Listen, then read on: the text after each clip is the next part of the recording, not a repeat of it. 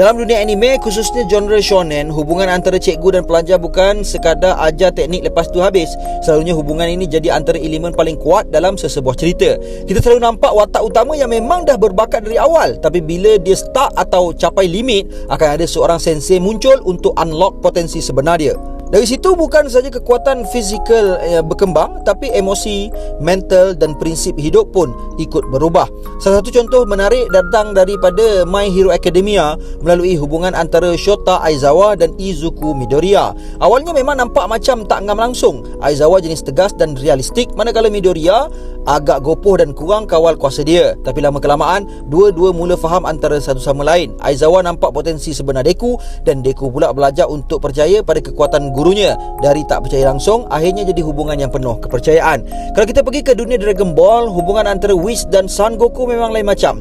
Goku dah ada ramai guru sebelum ini, tapi Whis berada di level lain yang jauh lebih tinggi. Dia bukan sekadar ajar teknik, tapi ajar konsep kawalan diri dan kesedaran tubuh. Hasil latihan itu, Goku berjaya capai Ultra Instinct, satu tahap yang sangat sukar dicapai. Ini menunjukkan betapa pentingnya guru yang betul untuk unlock potensi maksimum seseorang. Dalam Naruto pula, hubungan antara Jiraiya dan Naruto Uzumaki adalah antara yang paling emosional. Jiraiya bukan sekadar guru, tapi lebih kepada figura ayah dan pembimbing hidup. Cara dia ajar memang keras dan kadang-kadang pelik, tapi semua itu bentuk Naruto jadi ninja yang kuat dan matang. Hubungan diorang bukan sekadar latihan, tapi penuh dengan pengorbanan dan kasih sayang yang mendalam. Beralih ke One Piece, kita ada Silver Relic dan Monkey D. Luffy.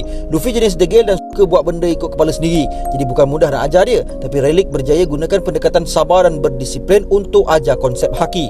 Walaupun dia bagi ruang untuk Luffy belajar sendiri, asas yang dia bagi tu sangat penting untuk perkembangan Luffy sebagai seorang pejuang laut yang hebat. Dalam Jujutsu Kaisen pula, hubungan Gojo Satoru dan Yuji Itadori sangat unik. Gojo antara orang pertama yang percaya pada Yuji walaupun ramai nak hapuskan dia. Di sebalik sikap dia yang nampak santai dan overpowered, Gojo sebenarnya tanggung beban besar sebagai guru. Dia bukan saja ajar teknik, tapi dia cuba ubah sistem dunia Jujutsu yang penuh masalah. Yuji pula belajar bahawa kekuatan bukan sekadar fizikal, tapi juga tanggungjawab. Kita imbas kejap Yu Yu Hakusho. Hubungan antara Genkai dan Yusuke Urameshi memang brutal. Latihan yang Yusuke kena lalui bukan calang-calang, siap melibatkan pertarungan hidup mati. Tapi hasilnya, dia jadi jauh lebih kuat dan mampu lawan musuh yang sangat berbahaya. Genkai mungkin nampak keras, tapi dia sebenarnya nak pastikan Yusuke benar-benar layak mewarisi kuasanya. Dalam One Punch Man pula, hubungan Saitama dan Genos lebih kepada komedi tapi tetap bermakna. Saitama sendiri tak tahu cara nak mengajar, tapi Genos anggap semua yang dia buat sebagai ilmu rahsia. Walaupun nampak kelakar, hubungan dia orang tetap kuat sebab kedua-duanya ada matlamat yang sama, nak jadi lebih kuat. Dalam Demon Slayer pula, Sakonji Urokodaki memainkan peranan besar dalam hidup Kamado Tanjiro. Tanjiro bermula daripada kosong, langsung tak tahu pasal dunia iblis. Tapi dengan latihan keras dari Urokodaki, dia berjaya jadi pemburu iblis yang hebat. Tanpa bimbingan tu, mungkin perjalanan Tanjiro dah lama berakhir.